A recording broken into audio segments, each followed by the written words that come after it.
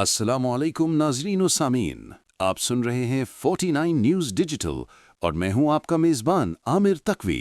और मैं हूँ यास्मीन। आज का मौजू न सिर्फ खित्ते बल्कि पूरी दुनिया के लिए गैर मामूली अहमियत रखता है। कल रात एक बार फिर दुनिया की नज़रें अमेरिका और ईरान के मुज़ाकरात पर थीं, लेकिन ये मुज़ाकरात एक बार फिर नाकामी से दोचार हो गए। सवाल ये है कि आखिर क्यों? आमिर, इत्तलात के मुताबिक ईरान ने इस बार एक अमली और तकनीकी लचक दिखाने की कोशिश की जो आलमी जौहरी इदारों के मायार के अंदर समझी जाती है। जौहरी अफजूदगी, तकनीकी वजाहत। बिल्कुल यास्मीन, मुसद्दिका रिपोर्ट्स के मुताबिक, जिन्हें IAEA और रॉयटर्स जैसे इदारे भी बयान करते रहे हैं, ईरान इस बात पर आमादा था कि मौजूदा 60% यूरेनियम अफजूदगी कम करके 20% तक ले आए। यहाँ एक अहम तकनीकी नुक्ता समझना ज़रूरी है। 90% अफजूदगी एटम बम के वारहेड, 60% अफजूदगी एटमी आबदोज या हाई लेवल रिसर्च, 20% अफजूदगी एटमी तिब्बी अद्वियात, 5% अफजूदगी बिजली की पैदावार। ये तकसीम खुद IAEA की दस्तावेज़ात में वाज़ेह है। लेकिन ईरान की ये पेशकश बगैर शराइत के नहीं थी। ईरान का मौक़िफ़ वाज़ेह था। अमेरिका ईरान को पहुंचने वाले इक़्तिसादी नुकसानात का हर्जाना अदा करे, तमाम इक़्तिसादी पाबंदियां ख़त्म की जाएं, ख़ित्ते से अमरीकी फ़ौजी इनख़िला हो, बैलिस्टिक मीज़ाइल प्रोग्राम और मुज़ाहिमती क़ुव्वतों की हिमायत, इन उमूर को मुज़ाकरात से बाहर रखा जाए। अमरीकी मौक़िफ़, लिबिया मॉडल। मगर मसला यहाँ पैदा हुआ आमिर, अमरीका का मौक़िफ़ इसके बिल्कुल बरक्स था। जी, अमेरिका चाहता है कि ईरान अपना एटमी प्रोग्राम सिफर सतह तक ले जाए, यानी लीबिया मॉडल के मुताबिक मुकम्मल तौर पर ख़त्म कर दे। ये वही मॉडल है जिसके बाद लीबिया आज तक अदम इस्तेहकाम का शिकार है। ये बात फाइनेंशियल टाइम्स और अल जज़ीरा मुतअद्दिद बार उजागर कर चुके हैं। इसी दौरान तुर्की, कतर और बाज़ अरब ममालिक ने ये पेशकश की कि ईरान के पास मौजूद 90% अफजूदा 408 किलोग्राम यूरेनियम उन्हें या रूस के हवाले कर दिया जाए।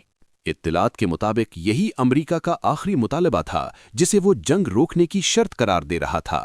लेकिन ईरान ने ये शर्त भी मुस्तरद कर दी। कतर का नया किरदार। और अब ताज़ा इत्तलात जो खित्ते के सिफारती हलकों में ज़ेरे गर्दिश हैं, ये बताती हैं कि कतर ईरान को जौहरी मुआहदे पर दस्तखत के लिए अरबों डॉलर की पेशकश पर गौर कर रहा है और ज़ामिन बनने की ख्वाहिश रखता है। बिल्कुल इसी तरह जैसे गज़ा जंग के दौरान कतर ज़ामिन बना और नतीजा आज दुनिया के सामने है। सिनेमा और सियासत, द गॉडफादर हवाला। यहाँ मुझे सिनेमा की तारीख का एक ताकतवर मुकालमा याद आता है। फिल्म द गॉडफादर में डॉन वीटो कॉर्जलोन अपने बेटे माइकल से कहता है, जब मैं मर जाऊंगा वो तुमसे सुलह मुआहदे की बात करेंगे। वो तुम्हारे पास किसी ऐसे शख्स को भेजेंगे जिस पर तुम एतमाद करते हो, मगर याद रखना इसी मुलाकात में तुम्हें कत्ल किया जाएगा। जो शख्स मीटिंग तय करने आए वही गद्दार होगा।